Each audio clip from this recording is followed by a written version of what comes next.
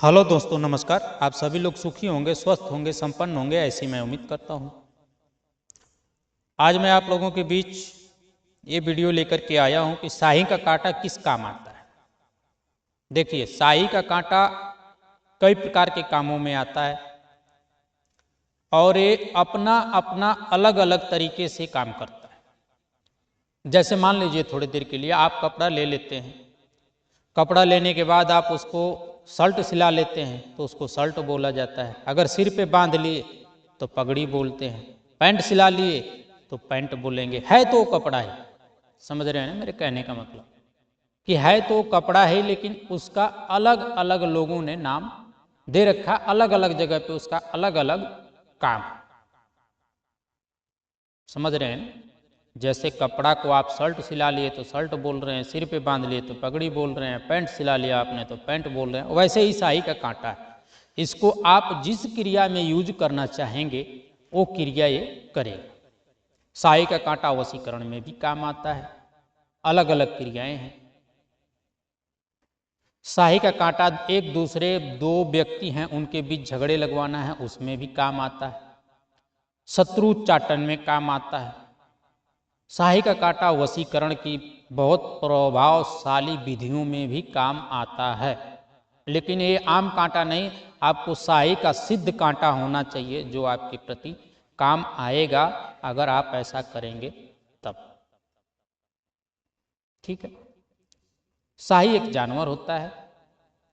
स्याही बहुत शुद्ध जानवर है और इसके पंख की जगह पे, सिर पे, शरीर पे कांटे होते हैं। पंख भी नहीं होते हैं, सॉरी, कांटे होते हैं। ये अपने बचाव के लिए, परमात्मा हर किसी को अपने बचाव के लिए कुछ न कुछ दिया है।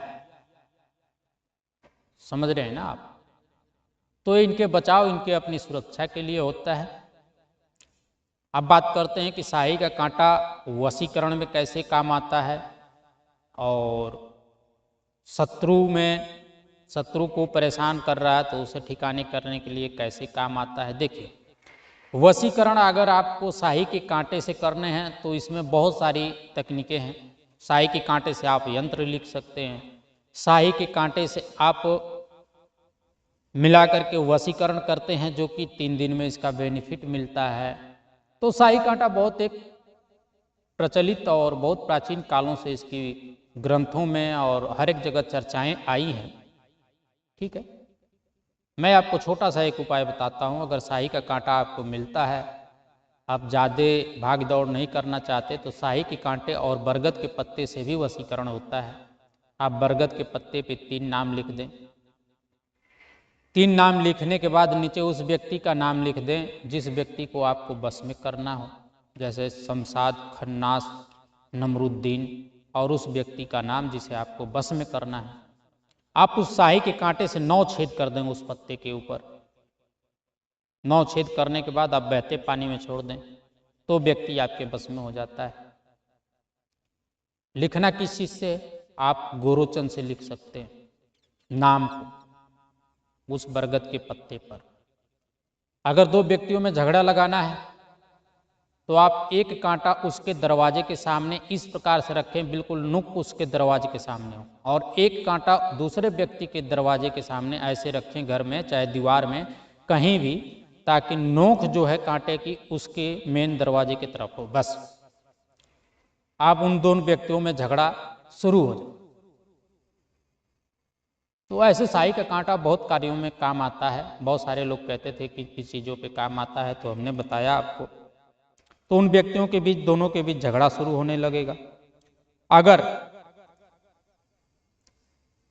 अगर स्त्री गर्भ धारण करती है और उसमें परेशानी आती है तो आप स्याही का कांटा काले कपड़े में करके और उसको बांध देते हैं शनिवार के दिन, तो दर्द पीड़ा खत्म हो जाती है, आपकी गर्भ की रक्षा करता है। स्याही का कांटा इस काम में भी आता है। तो ऐसे अनेकों कामों में आता है स्याही का कांटा। मिलते हैं अगली वीडियो में, तब तक के लिए धन्यवाद, नमस्कार।